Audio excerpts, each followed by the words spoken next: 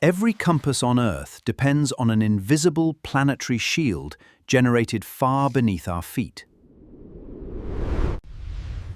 Now imagine north and south slowly trading places across the entire planet. Despite dramatic headlines, a magnetic reversal would not happen during a single frightening night.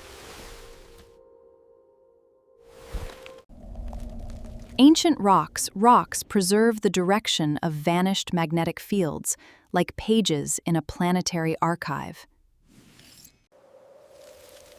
A compass does not seek geographic north directly. It aligns with Earth's surrounding magnetic field.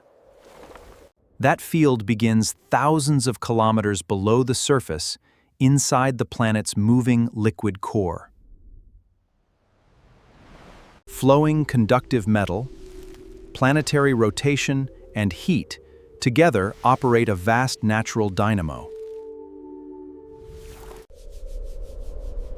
Earth's rotation helps chaotic molten motion into structures capable of sustaining magnetism. Heat escaping from the deep interior continually drives convection through the liquid outer core. From that hidden engine, magnetic influence extends tens of thousands of kilometers into space. The magnetosphere deflects much of the solar wind, yet it never blocks every particle. Auroras appear when guided particles collide with atmospheric gases and release visible light. Earth's magnetic field has always strengthened, weakened, shifted, and reorganized through geological time. Scientists reconstruct earlier magnetic behavior by combining evidence from lava, sediments, and fired artifacts. Ocean floor magnetic stripes provide one of the clearest records of repeated polarity reversals. As lava cools, magnetic minerals align and permanently record the field present at that moment. Those alternating bands form a global barcode that tracks long sequences of magnetic change. Reversals are recurring features of Earth's history, although their timing follows no simple schedule.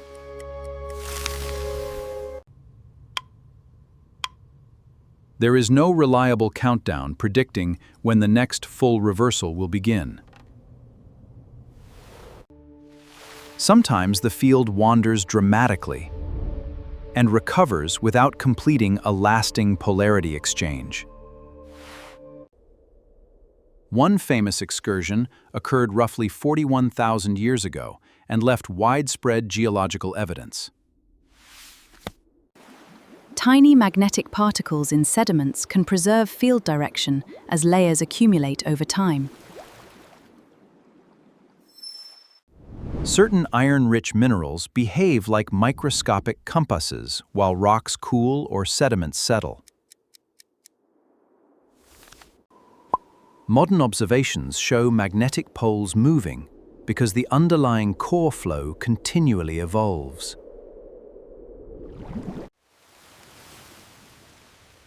Small changes in deep fluid motion can alter the field measured at Earth's surface. Most of the time, a large north-south dipole dominates many smaller magnetic features. During a reversal, the global pattern may become weaker, patchier, and more complicated. Real reversals likely involve tangled intermediate fields rather than one clean directional switch. Available evidence suggests full transitions unfold across centuries or millennia, not seconds. After stabilization, a reversed field would remain a functioning planetary magnetic system. Today's civilization uses magnetic conditions for navigation, communication, satellites, and electrical grid planning. A weaker field could expose some satellites to harsher radiation and operational disruptions. Radiation belts respond to magnetic geometry, influencing spacecraft exposure and electronic risk. Airlines already monitor space weather because polar routes can face increased radiation and communication problems. High-frequency radio links near the poles can weaken during severe space weather disturbances.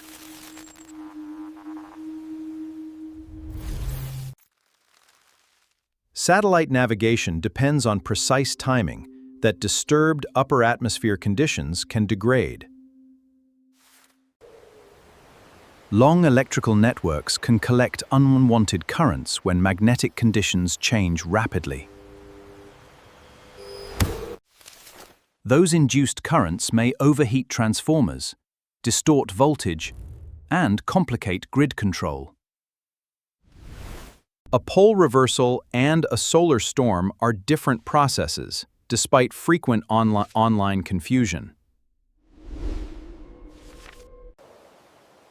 Electrical hazards depend heavily on how quickly magnetic fields change, not only their absolute strength. A weakened global field could alter how strongly some space weather effects reach technological systems. Greater exposure would not guarantee global collapse, because infrastructure design and preparation strongly influence outcomes. Utilities can reduce vulnerability through monitoring, protective equipment, operational planning, and replacement capacity. Continuous monitoring gives operators warning before many major solar disturbances reach Earth. Some measurements provide only tens of minutes before the strongest magnetic disturbance arrives. Clear procedures can convert limited warning into meaningful protection for vulnerable systems.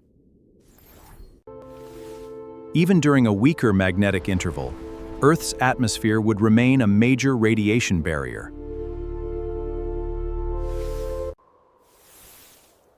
People at ground level would not suddenly receive space-like radiation during a reversal.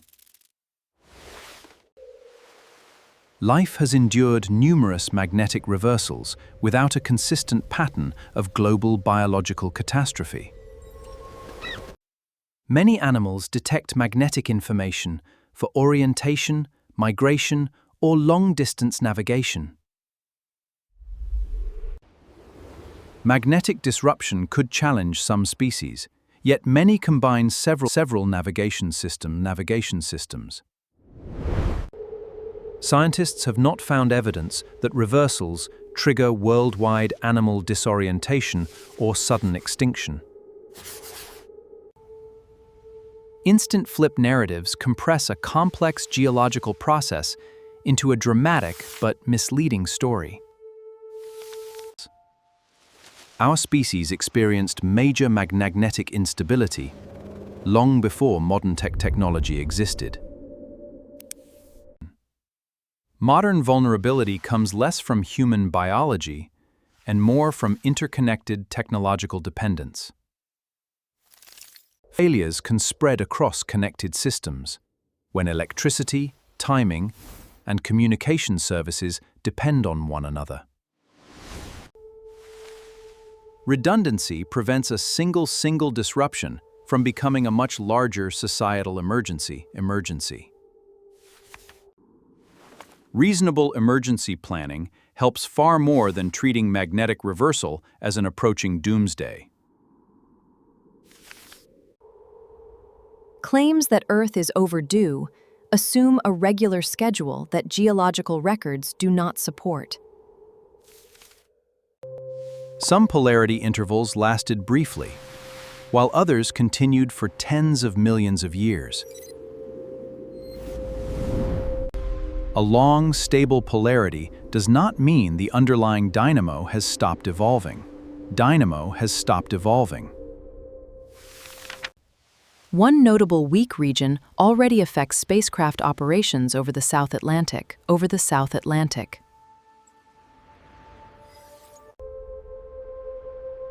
A regional weak spot does not prove that a complete global reversal has begun.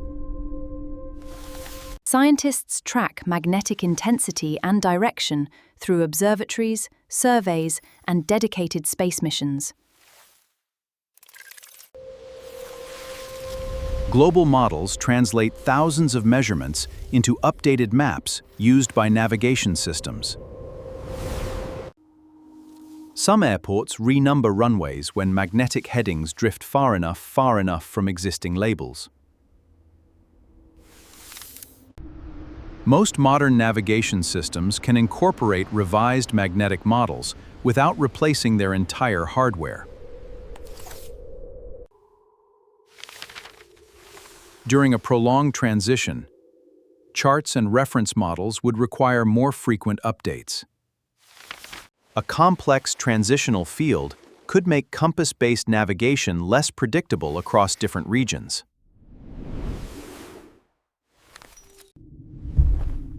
Aircraft and ships already combine multiple systems, rather than trusting a magnetic compass alone. Spacecraft resilience depends on shielding, robust electronics, operational procedures, and replacement strategies. Energetic particles can flip electronic bits, disrupt sensors, or damage components in orbit.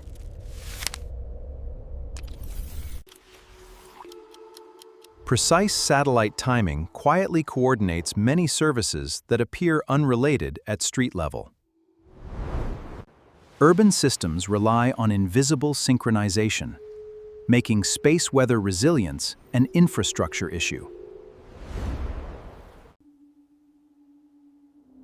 Long conductors generally collect larger geomagnetic voltages than compact local circuits. Regional geology influences how induced currents travel through the ground and enter infrastructure. Detailed mapping helps direct protection toward the most exposed transformers and transmission corridors. Critical transformers are expensive, specialized, heavy, and sometimes slow to replace after severe damage. Strategic reserves and mutual aid agreements can shorten restoration after major equipment failures. Resilience improves when scientific forecasts are connected to engineering standards and operational decisions. Space weather can be monitored in real time, while magnetic reversals remain far harder to forecast.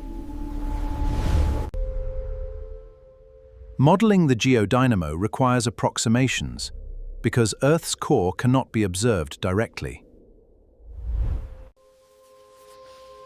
Laboratory experiments help scientists test how rotation and convection organize magnetic fields. No single method explains everything, so researchers combine physics, measurements, and geological history. Good explanations separate established mechanisms from reasonable possibilities and unsupported speculation.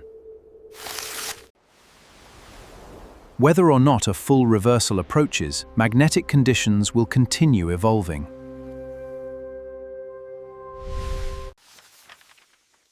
Natural planetary change becomes dangerous mainly when society ignores predictable points of weakness.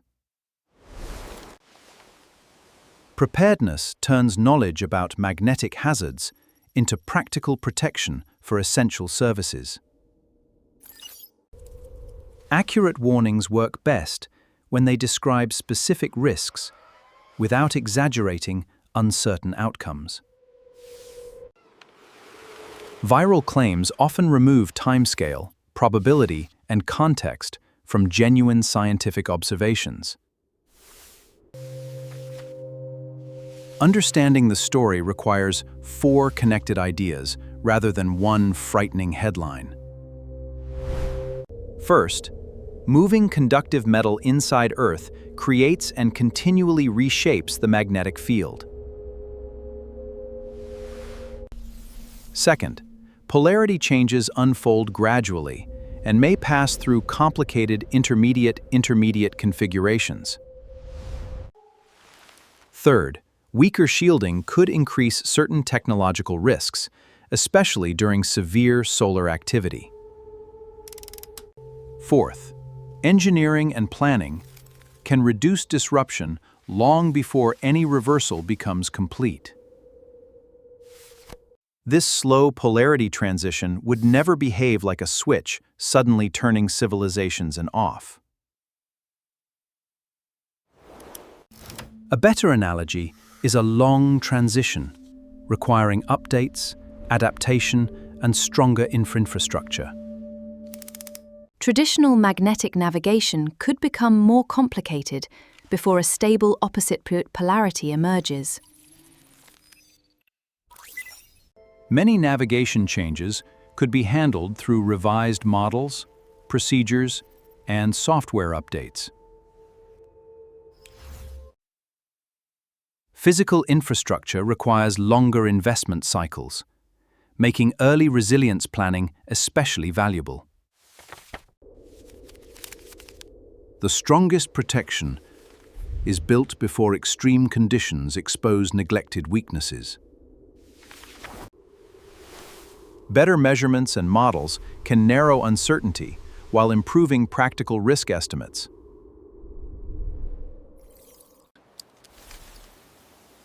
New evidence may refine timing and impacts without supporting sudden apocalypse narratives. Our planet has reversed its magnetic polarity many times across geological history. What is unprecedented is not reversal itself, but the complexity of modern technological dependence. Interconnection creates cascading risk, yet thoughtful design can also provide multiple paths around failure. Societies routinely adapt infrastructure when slow environmental changes are recognized early. Fear is understandable, but the evidence supports preparation rather than panic. The real warning concerns fragile systems, poor planning, and exaggerated public understanding. The opportunity is to strengthen essential technology while improving how planetary science is explained. Someday, Earth's magnetic poles will reverse again, although no one can schedule the event. The planet would continue, while civilization adjusted to a changing magnetic environment. Deep inside Earth, the dynamo would keep evolving after the poles exchanged names. Magnetic shielding matters, but it is only one part of Earth's broader protective environment. Risk depends on the event itself, the systems exposed, and the protections already installed. Mechanisms are slower, more complicated, and less cinematic than the myths built around them. Once the correct timescale is visible, adaptation becomes easier to imagine and organize. Earth is not magnetically frozen. It is an active planet whose internal engine continually changes. This planetary transition is a profound geophysical process, not an instant extinction machine.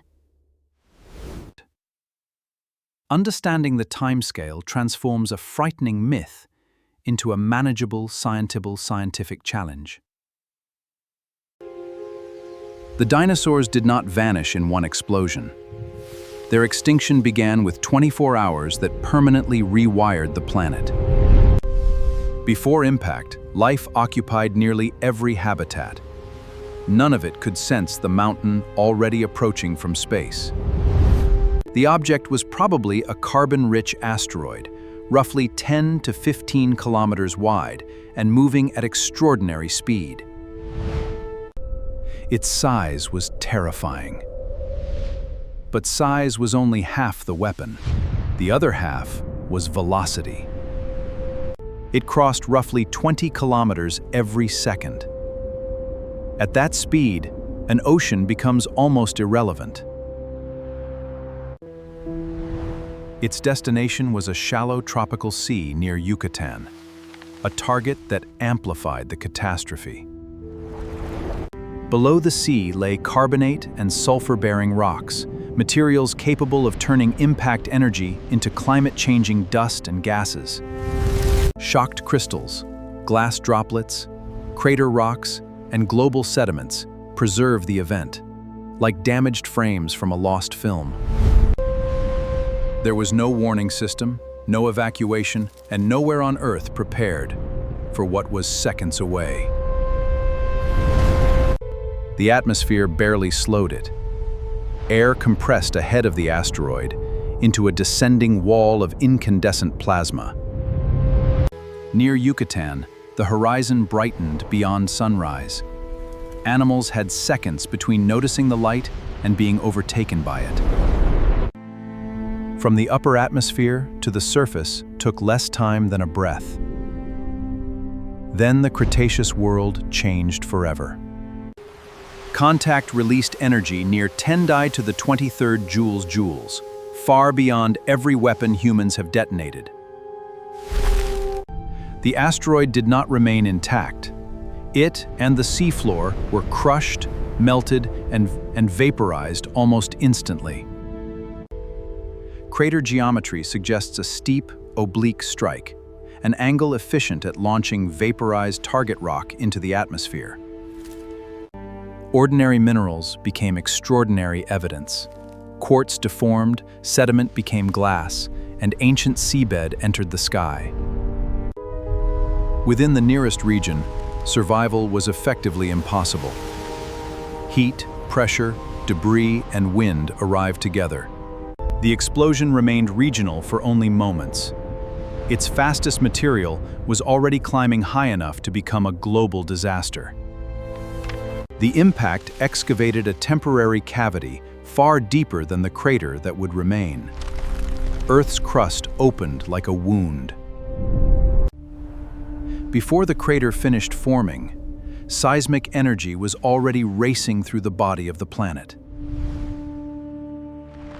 Compressed crust rebounded upward. For a moment, solid rock rose like liquid inside a planetary splash. Gravity pulled the central uplift apart, spreading deep crust outward into Chicxulub's distinctive peak ring. Within minutes, the collapsing structure produced a crater nearly 200 kilometers across. Visible crater was only the surface expression. Beneath it, the crust was shattered, heated, displaced, and made permeable. An ejecta curtain expanded outward. Large fragments fell nearby, while faster dust and droplets began crossing continents. Near Yucatan, enormous blocks returned first, striking land and sea while the main blast still expanded. Higher in the plume, vaporized rock cooled into glass droplets that became a worldwide impact signature. The sea had been thrown outward. Gravity now drew a chaotic wall of water and debris back toward ground zero. Returning water collided with falling ejecta and collapsing rock, building a thick geological record within hours. Scientists later drilled this deposit and found the first day of the Cenozoic preserved inside stone. A supersonic pressure wave raced outward, turning the atmosphere itself into a moving instrument of destruction. Many forests were flattened before they burned, stripped by winds stronger than the most violent storms. Thermal radiation reached exposed surfaces before the slower pressure wave and much of the falling debris. Near the crater, vegetation could ignite quickly. Farther away, fire depended on fuel, shelter, weather, and distance. The collision generated seismic shaking beyond ordinary earthquakes, sending waves through crust, oceans, and continental margins. Thousands of kilometers away, the ground could move before animals saw any debris from the impact.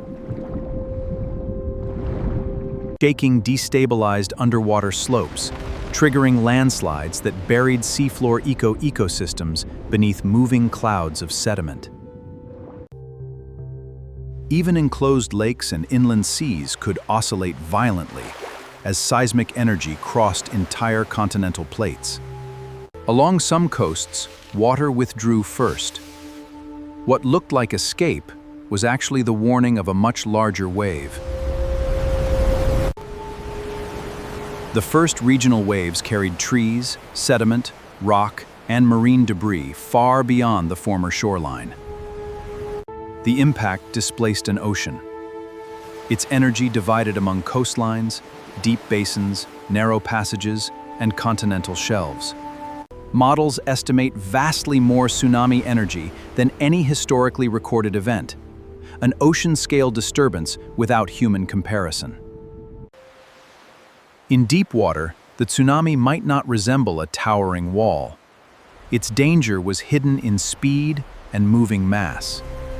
As the tsunami entered shallow water, it slowed, compressed, and grew, concentrating distant impact energy against coastlines.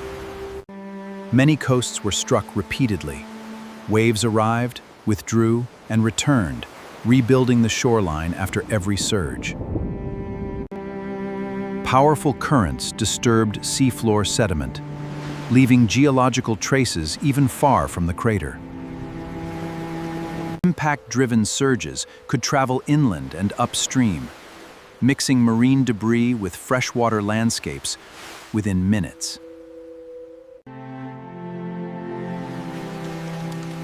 Some distant deposits may record water surges occurring while impact glass was still falling. There was no single disaster front.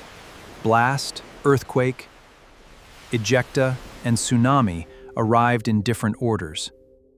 Within the first hour, one impact had become thousands of local catastrophes, shaped by geography and distance. The fastest ejecta now began returning from thousands of ballistic trajectories around the planet. Each returning fragment heated the atmosphere. Multiplied by immense quantities, that energy became a planetary concern. Across parts of Earth, the sky may have resembled a meteor storm generated by the planet itself. Re-entry heating varied with clouds, topography, water, and shelter. Exposure could determine immediate survival.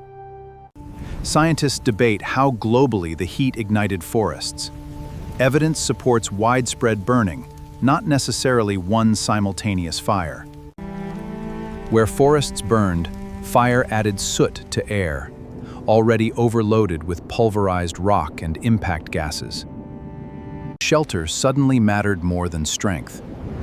Water, soil, and small body size could buffer the first thermal assault. Open ground, forest canopies, and coastlines combined exposure to heat, debris, fire, and violent water. Cooling glass spherules fell worldwide, creating a thin time marker later recognized in rock. The first hours ended with a brutal reversal. After unbearable brightness, Earth began losing the sun. Vast atmospheric currents carried impact material around Earth. Within hours, the crisis crossed hemispheres. Heavy debris fell quickly. Fine dust, soot, and aerosols remained aloft and began controlling climate. As the atmospheric veil thickened, less sunlight reached the surface. Impact winter was beginning to assemble. Sulfur from the target rocks began forming reflective aerosols, although its total quantity remains debated. Fine silicate dust may have darkened Earth long enough to suppress photosynthesis on land and at sea. Soot added another dark layer, potentially intensifying the developing impact winter. Far from Yucatan, surviving animals faced a new threat: daylight fading without any local disaster. Photosynthesis did not stop everywhere instantly, but the energy entering food webs had already begun to fall. During the first day, darkness advanced faster than the full temperature collapse. Normal night crossed Earth. Behind it came a darkness that would not end with sunrise. While the atmosphere transformed above, the tsunami continued carrying impact energy through the Atlantic basin. Hours after impact, coastlines far from Mexico could still be struck by waves from an event they never witnessed. Continents blocked some paths and focused others. Distance alone did not determine tsunami danger. Around islands and peninsulas, waves bent, reflected, and interfered, producing locally extreme conditions. Even where coastlines escaped the highest water, deep currents could scour sediment and disturb seafloor habitats. The tsunami struck ecological bottlenecks: reefs, estuaries, nesting grounds, and coastal forests. Marine ecosystems were physically damaged before climate effects fully arrived: turbulence, burial, and lost shallow water habitat. The waves did not disappear after landfall. Reflections kept ocean currents disturbed long after the first arrivals. Survival now depended on location. Different habitats faced water, fire, debris, darkness, or combinations of all four. Where water receded, it left salt, sediment, debris, and buried food across landscapes that no longer resembled home. On Earth's far side, many large animals may still have been alive. Their world was already changing overhead.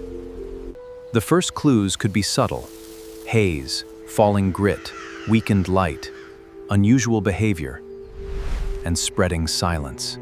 Burrowing, aquatic habits, flexible diets, and small body size suddenly became powerful survival advantages. Food webs based on seeds, fungi, carrion, and detritus had temporary reserves when fresh plants failed. Freshwater systems offered shelter, stored organic matter, and temporary protection from heat, fire, and starvation. Large dinosaurs required abundant food, space, stable reproduction, and functioning ecosystems, exactly what the impact dismantled. Evidence suggests Northern Hemisphere spring, potentially striking many organisms during growth and reproduction. Ocean plankton still floated beneath the surface, but the sunlight supporting them was being filtered away. For some regions, the next sunrise arrived weak and distorted. Elsewhere, ordinary night simply deepened. Half a day after impact, Earth still rotated normally. Almost every surface system was behaving abnormally. planetary winds transformed a directional blast into an increasingly global atmospheric crisis. Heat, vapor, ash, smoke, and pressure disturbances created ingredients for violent, unfamiliar weather. Acidic precipitation added stress, although its timing and intensity varied across the planet. Local heat could persist even while Earth's broader energy balance turned toward rapid cooling. Every hour of reduced sunlight weakened primary production, beginning invisibly inside photosynthetic cells. Large herbivores did not need to die immediately. They only needed plants to stop recovering. Predators were one step farther from impact, but only one broken food link from starvation. Impact gases changed seawater chemistry, adding chemical stress to darkness, turbulence, and disrupted food chains. Extinction was selective, not random. Biology mattered, but shelter, diet, geography, and chance mattered too. Earth completed most of a rotation beneath the impact cloud. The new sky could persist for years. The first day did not kill everything. Pockets of life remained in water, soil, debris, and dormant tissues.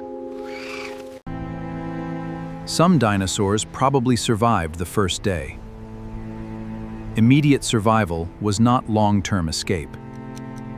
For large animals, every remaining resource was finite: food, water, shelter, nesting space, and prey.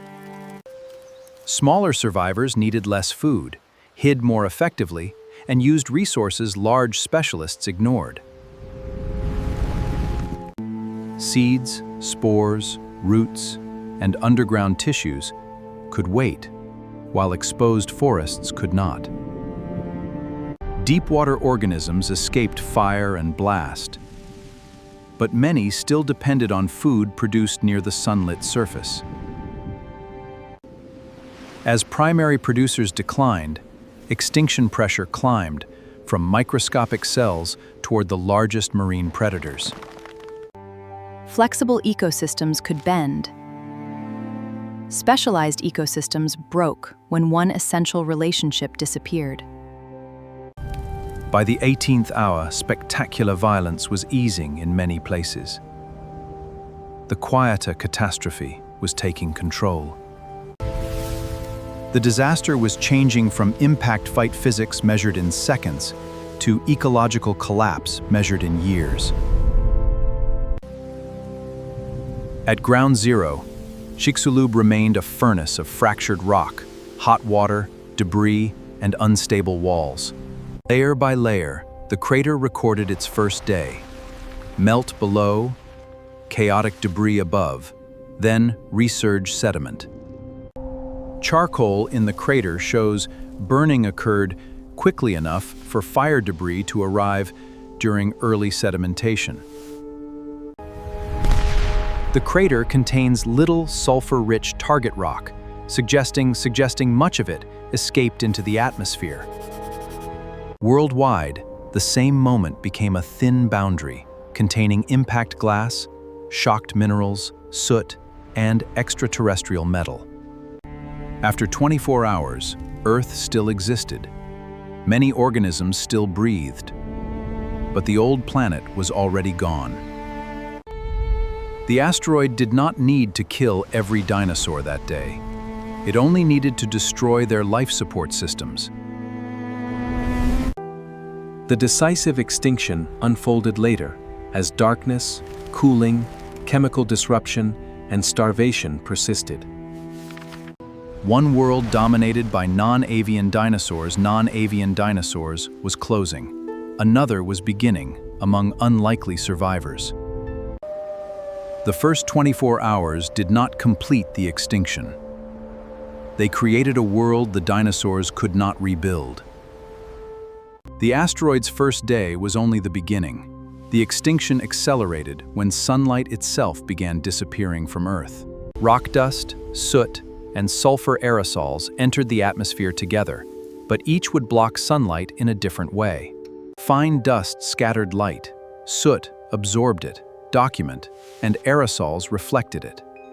Different particles. High-altitude winds spread the impact cloud across hemispheres, turning one crater into a planetary atmospheric event. For many survivors, the next sunrise arrived weak, red, and unfamiliar. Daylight no longer behaved like daylight. Surface light fell sharply. Even places untouched by blast, fire, or tsunami began receiving less usable energy. Photosynthesis did not stop everywhere at once, but the energy entering ecosystems had already begun to fall. Repeat this. The crisis began at the bottom. When primary producers weakened, every consumer above them inherited the loss. Normal night still crossed the planet. Behind it came a darkness that did not end when morning returned. Impact winter was not a single dark afternoon. Its duration depended on how long dust, soot, and aerosols remained. Sulfur gases formed reflective aerosols that reduced solar heating, although the total sulfur released remains scientifically debated. States silicate dust, as meaning that the tillis meating to it, low-range dust, low sunlight.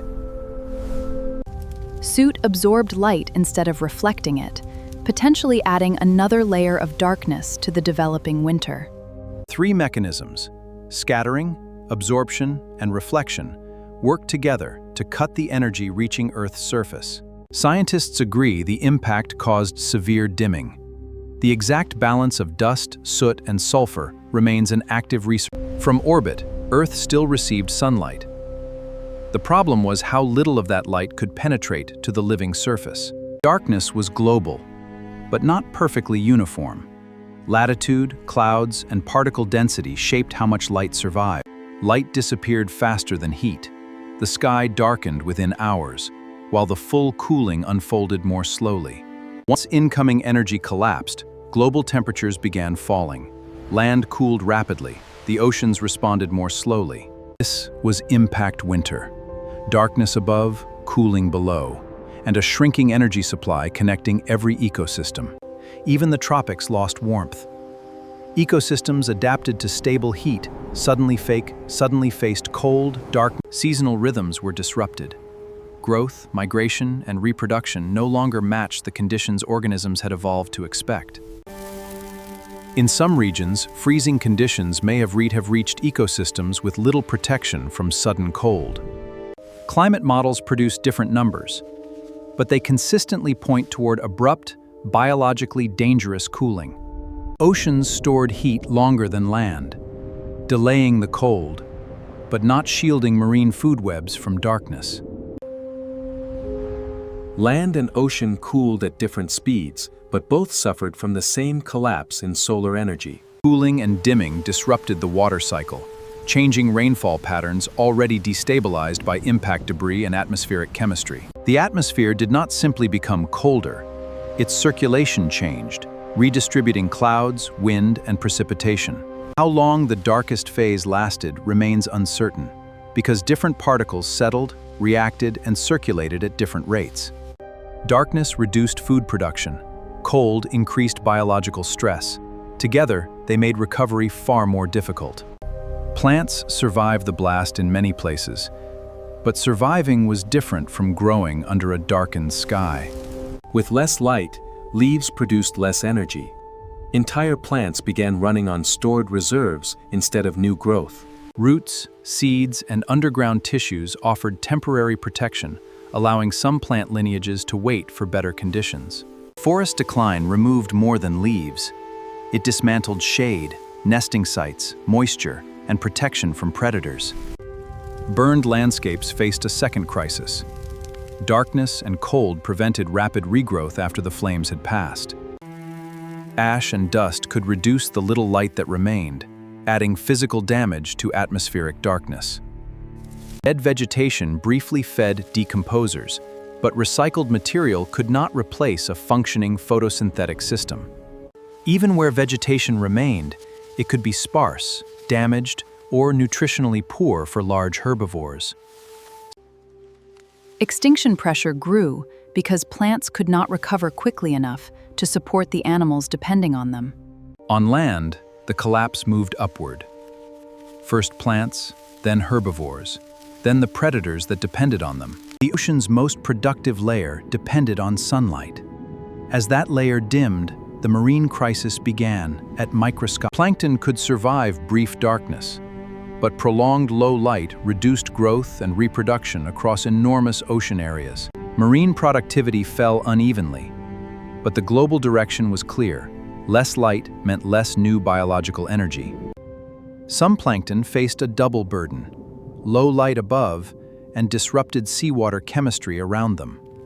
Dead plankton created a temporary food pulse below, but the deep ocean eventually received less fresh material from the surface.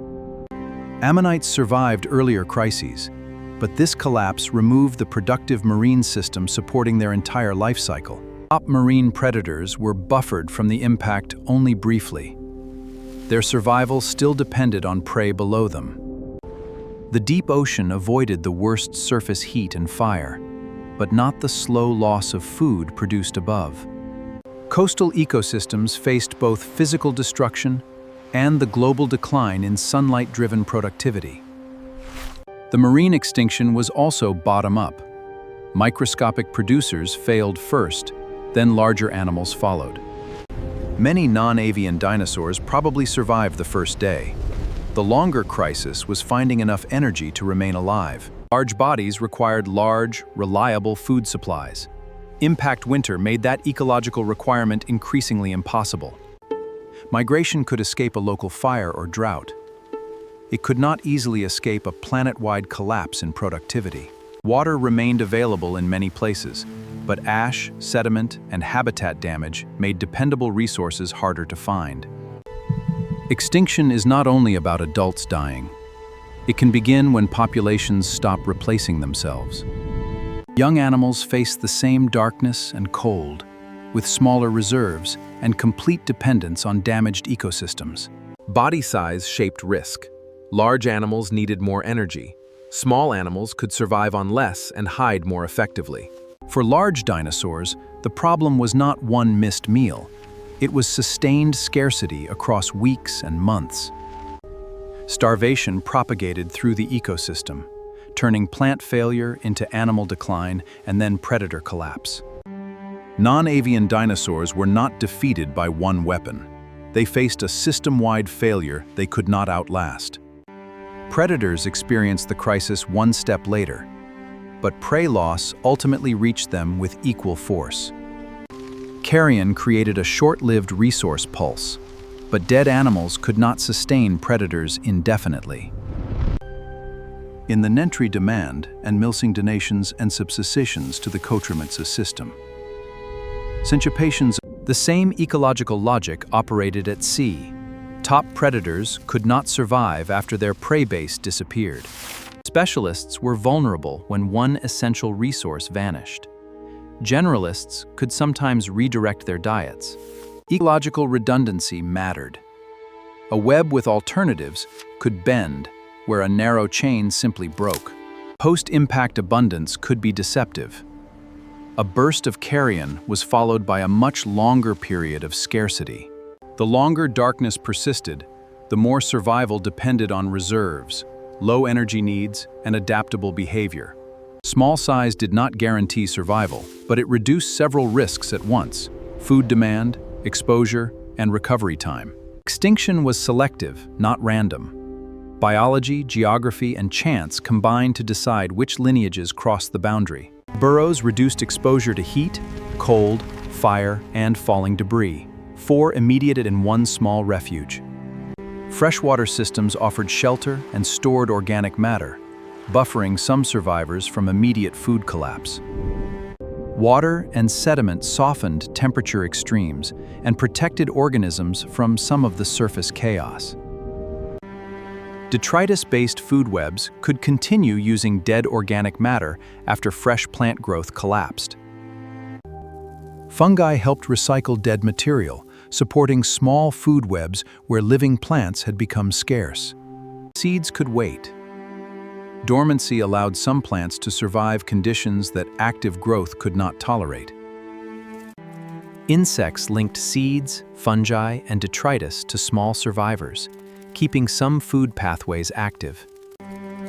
Small mammals combined shelter, flexible diets, and modest energy needs, traits well suited to a damaged world. Some bird lineages may have benefited from small size and seed-based diets, although survival differed among groups. Low energy demands and aquatic refuges helped crocodilians and turtles survive conditions that eliminated many larger competitors. Birds were dinosaurs too. The extinction erased non-avian branches, while a few avian lineages survived. Ground-level feeding may have helped some birds after forests collapsed, but the evidence remains incomplete. Flight alone was not enough. A flying animal still needed food, shelter, and a functioning place to land. Dietary flexibility allowed some survivors to switch resources as familiar food chains disappeared. Smaller survivors could rebuild populations faster, but only if enough food and shelter remained.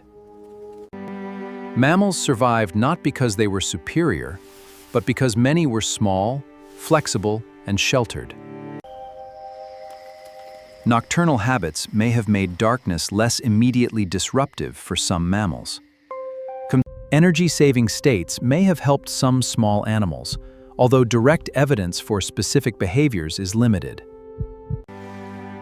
Freshwater refuges repeatedly appear among surviving groups, suggesting these systems buffered several forms of stress.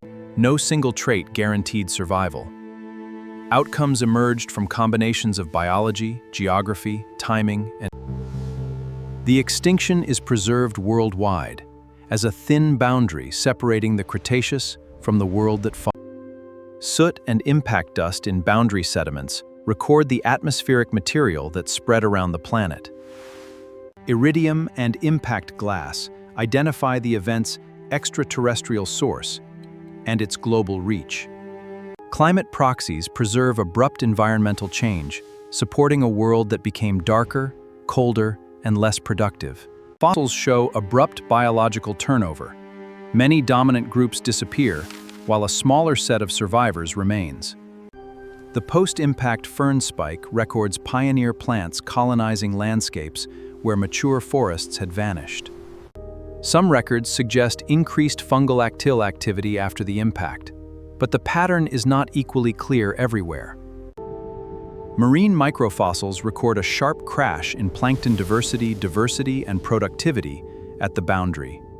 Plant fossils record severe ecological disruption, although the exact pattern varied from region to region. Models explain mechanisms. Rocks test them. The strongest conclusions emerge where both lines of evidence agree. Weeks after impact, darkness and cold continued, while survivors depended on stored food, detritus, and protected habitat. The longer the veil persisted, the more temporary advantages became exhausted. Eventually, particles settled and reacted out of the atmosphere, allowing sunlight to begin returning. More sunlight did not instantly restore ecosystems. Food webs had already lost species, structure, and biological memory. Dust, soot, and aerosols did not disappear together. Their different lifetimes shaped the pace of recovery. Chemical disruption outlasted the darkest sky, continuing to stress soils, lakes, and oceans. Recovery began with opportunists, able to colonize damaged landscapes, not with the return of old forests. Ferns expanded quickly in many regions, marking recovery, while also revealing how completely forests. Early recovery ecosystems were simpler, less diverse, and built around the survivors that remained. Survivors eventually expanded into emptied ecological roles, but rebuilding complex ecosystems took far longer than. When the sun returned, it illuminated a planet that was warmer and brighter, but biologically transformed. Sunlight returned, but non-avian dinosaurs did not. Their ecological world had already collapsed beyond recovery. Mass extinction created ecological vacancies, changing which lineages would shape the future. Mammals did not instantly dominate, but surviving lineages later diversified into opportunities created. Every living bird is evidence that one branch of the dinosaur family survived the winter. The asteroid did not finish the extinction in seconds. It triggered a chain of planetary failures. The decisive weapon was not the crater alone. It was the collapse of the systems connecting sunlight to life. Complex food webs can be powerful in stable worlds and dangerously fragile when their energy source disappears. The year the sun disappeared did not erase all life. It decided which lives would inherit the planet. The asteroid opened the crisis. Impact winter finished the dinosaur world and made the modern one possible. For 2,000 years, an impossible machine lay broken beneath the sea, mistaken for little more than corroded debris.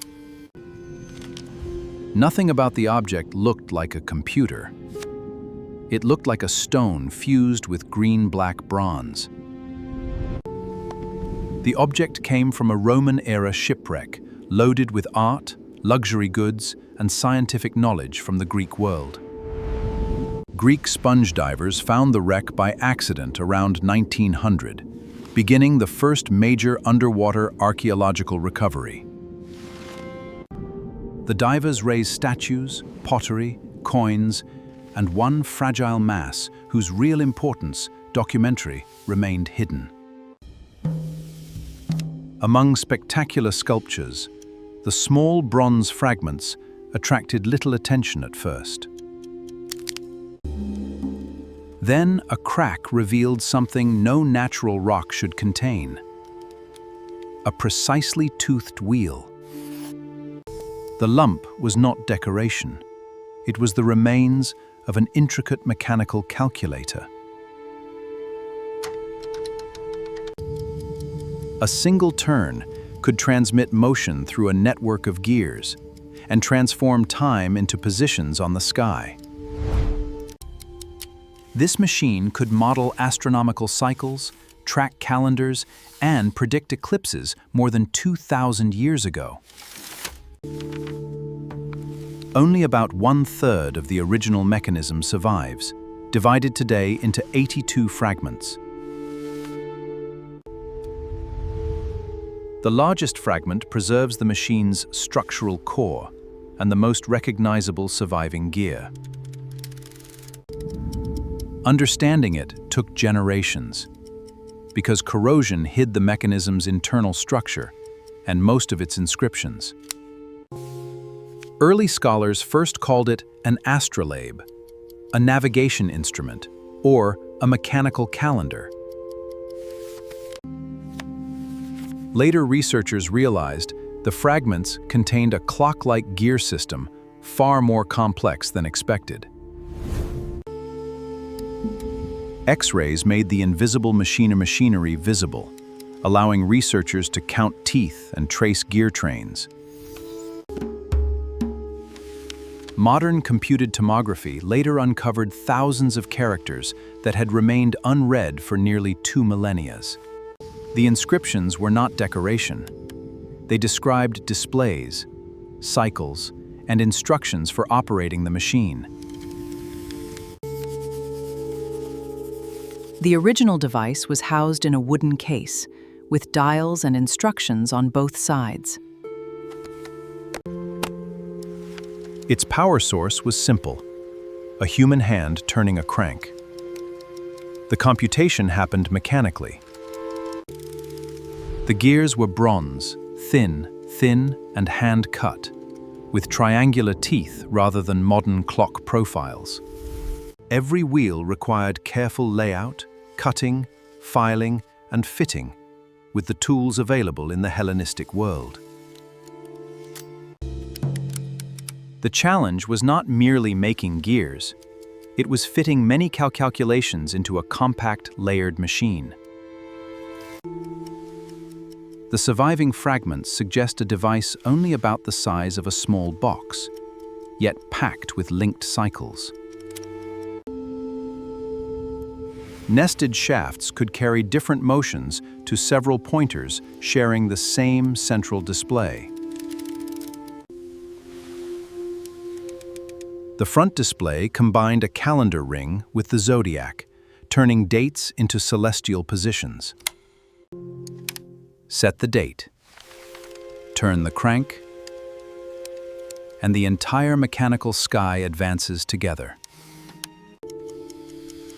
The front dial displayed the sun and moon against the calendar and zodiac.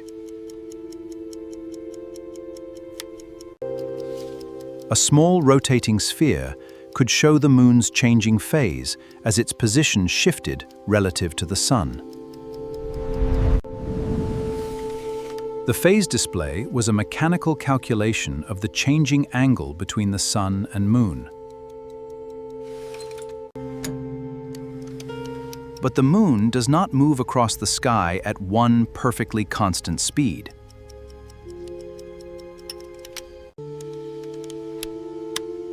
The mechanism modeled that irregular motion with an ingenious pin and slot system.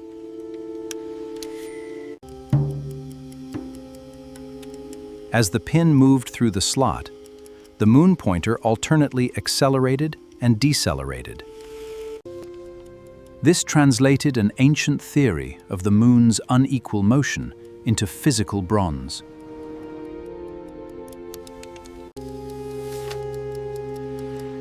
The mechanism also accounted for the slow rotation of the moon's orbital anomaly over several years. On the back, a 5-turn spiral tracked the 19-year metonic cycle.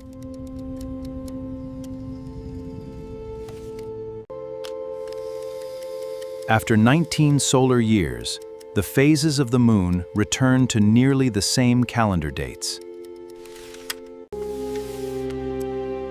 The gears converted that long relationship into a repeatable mechanical calendar.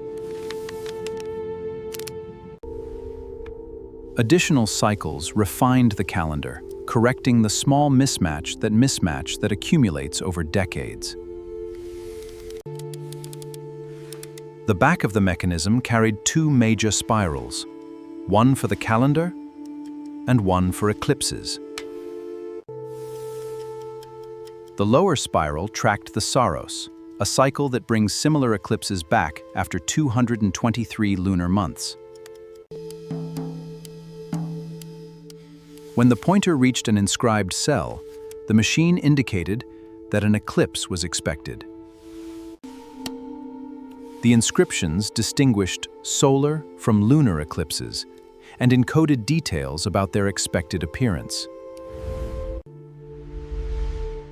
Tiny notes could describe timing, direction, and other characteristics associated with an eclipse event.